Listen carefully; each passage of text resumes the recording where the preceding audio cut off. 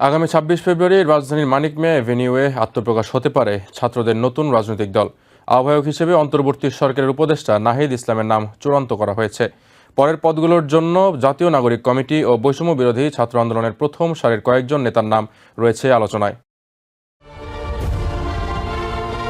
বেশ কিছুদিন ধরে নতুন দলের আত্মপ্রকাশকে কেন্দ্র করে চলছে নানা গুঞ্জন। কে বা কারা থাকছে শীর্ষ নেতৃত্বে এ নিয়ে যেন আগ্রহের কারো কমতি নেই। তবে এসব গুঞ্জনের সুরাহা অনেকটা মিলেছে। সমঝোতার ভিত্তিতে সাংগঠনিক কাঠামোতে আনা হচ্ছে কিছুটা পরিবর্তন। সৃষ্টি হচ্ছে ৬টি শীর্ষ পদের। আহ্বায়ক, সদস্য সচিব, মুখপাত্র এবং মুখ্য সংগঠকের পাশাপাশি সিনিয়র যুগ্ম আহ্বায়ক ও সিনিয়র যুগ্ম সদস্য সচিব নামে ২টি পদ রাখার সিদ্ধান্ত হয়েছে।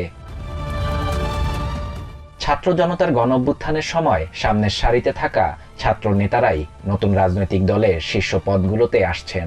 উপদেষ্টা নাহিদ ইসলামের আহ্বায়ক পদে মনোনয়ন নিয়ে শুরু থেকে জাতীয় নাগরিক কমিটি ও বৈষম্য বিরোধী ছাত্র আন্দোলনের নেতাদের কারো কোনো আপত্তি ছিল না।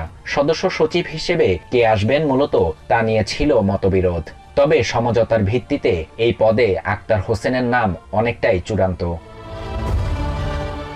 আসন্ন দলের মুখ্য সংগঠক ও মুখপাত্র পদে দেখা যেতে পারে সার্জিস আলম ও হাসনাত আব্দুল্লাহকে। অন্যদিকে জাতীয় নাগরিক কমিটিতে থাকা সাবেক নেতাদের সাথে সমঝোতার ভিত্তিতে যুগ্ম আহ্বায়ক পদে আলী আহসান জুনায়েদের নাম বিবেচনায় আছে।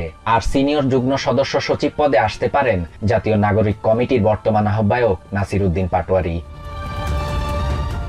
শীর্ষ ৬টি পদের বাইরে নতুন দলে গুরুত্বপূর্ণ পদ পেতে পারেন জাতীয় নাগরিক কমিটির মুখপাত্র সামান্তা শারমিন, যুগ্ম আহ্বায়ক সরোয়ার তুষার, তাসনিম জারা ও আরিফুল ইসলাম আদিব। এছাড়া বৈষম্য বিরোধী ছাত্র আন্দোলনের মুখ্য সংগঠক আব্দুল হান্নান মাসুদকেও গুরুত্বপূর্ণ পদে দেখা যেতে পারে।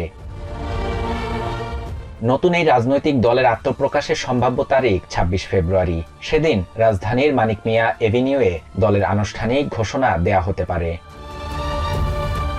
শাহরিয়ার শাফাত, TVN24 news desk. New York থেকে সম্প্রচারিত TVN24 টেলিভিশন বিশ্বজুড়ে বাঙালির কণ্ঠস্বর।